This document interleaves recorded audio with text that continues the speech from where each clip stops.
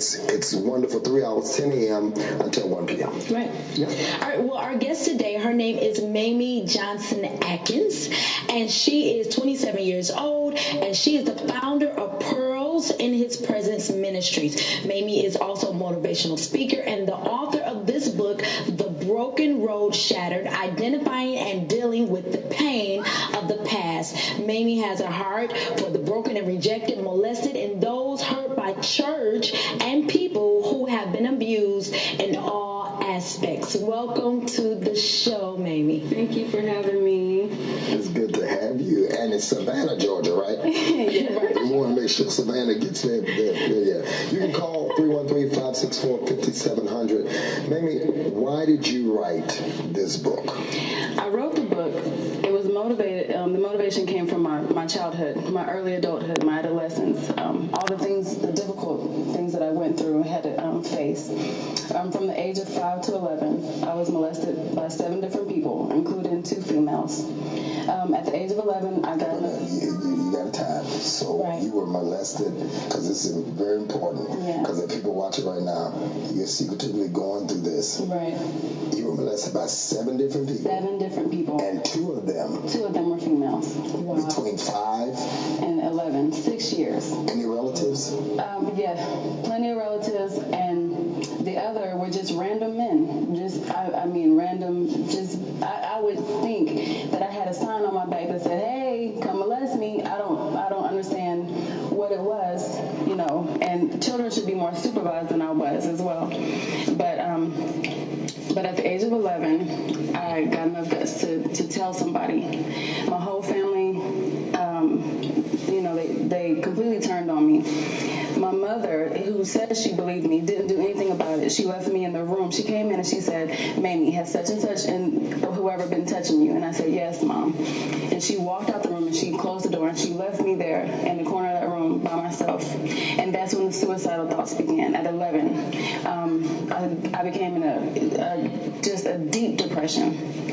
The school counselor noticed that my grades were slipping, that I wasn't as social as I used to be. So she recommended that I see a professional counselor. And I had one session with a professional, and she told my mother that she recommended my mom put me in a foster home. And she gave my mom a book. They were like a phone book or something, but it was just filled with children's homes. My mother flipped through this book, and she picked something. She like she was ordering pizza or something. Yeah. And before I knew it, I was off to a children's home in Austin, Texas, where I stayed for 4 years. So what happened with your relationship with your mom? She didn't want to step up, or she wasn't that loving? What was going on with that? I think my mom's mother abandoned her at 11, and I think my mom didn't know how to deal with it, so she never talked to me. She didn't say, "Mamie, let me hold you. What happened? Let's talk about it." No counselors, no doctors, nothing. It was nothing else said about it. They just kind of pushed it under the rug. Wow. And where was your father? My father was gone. He left when I was 7 years old. Wow. So did you grow up in the church? Was your mother a church-going woman at the time? She went every now and then, and we went with her when she went, but it wasn't like a stable church environment. Was there any repeat offenders? The guys or the women, did they kind of just on a regular basis? Yeah, the last one, well, 2 of them were my cousins. One of my cousins actually sat there through 3 of the other men. She watched. It was the female. She watched these men molest me, and it kind of got her excited, I guess. I'm not sure. But that's what she did. The last 3 years, it was my sister's husband that molested me for 3 years. And my sister is the one that I turned to tell her. So she knew what was going on. Well, she was in complete denial. But there was another young lady in the trailer park, a 14-year-old, who he was molesting as well. So it wasn't just me, but that little girl coming forth and telling is what gave me the courage to tell.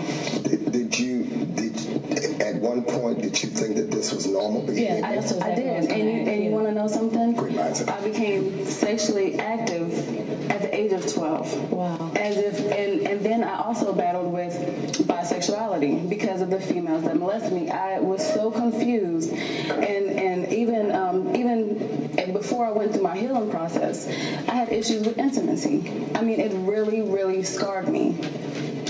When you moved into the foster care system, was that better for you? You know, I had to deal with abandonment. You know, even though I wasn't being molested, exactly. Okay. Even though I wasn't being molested, I had to deal with rejection and abandonment. And my biological mother is white, and then the foster parents I lived with were white also. So, and let me throw this in there. My mother's family didn't approve of her dating black men or being married to black men. So I was rejected from her family, and I felt like a misfit, an outcast at the children's home I lived at. Wow, we have a caller, Rosemary from South Carolina. Hello? Praise the Lord. Yeah. The Lord. Praise the Lord.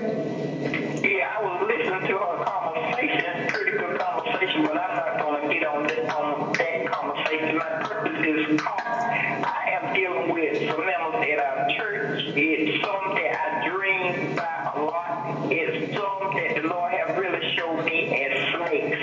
And these individuals have really been like real jealous towards my Ma'am, we're dealing with the guests that we have on. You can call back Pastor Fred or others that will pray for you, but we're dealing with, thank you. All right. Ulysses? Arkansas, you're on the line. You're on the line, Arkansas. Hello? Maybe they'll call. Okay. All right. So you dealt with a large amount of rejection from your family and then the foster home that you're living in. Right. And so now how are you doing in school? And, you know, now you're growing up of age and the molestation has stopped. And now you're sexually active and you're dealing with suicide, you say now? Yeah, the suicidal thoughts. Now, as far as school goes, when I got into the children's home, I was the only black kid there for 4 years, but had the highest GPA the whole time. So I don't know how that flip-flop, but I poured myself into my studies. But at the age of 17, I ended up leaving the children's home, dropping out of high school, and moving to Brunswick, Georgia, where I tried to reach out to my biological father, who was an alcoholic. And while in Georgia, I met my now ex-husband, got married at 18, and he was extremely abusive, physically, mentally, emotionally. I could have no friends. I couldn't call my foster family. He wouldn't let me talk on the phone. I mean, what attracted you to him? Because you thought that was love. Oh my gosh! When I first met him, he was so loving, and he told me how he would have protected me, you know, and he'll never allow me to get hurt again. And he just made me believe that he loved me, and I married that because I wanted love so bad. Yeah. And I stayed for how old? How long were you married? 2 years. Yeah. Wow. 2 years. Do you ever see the people that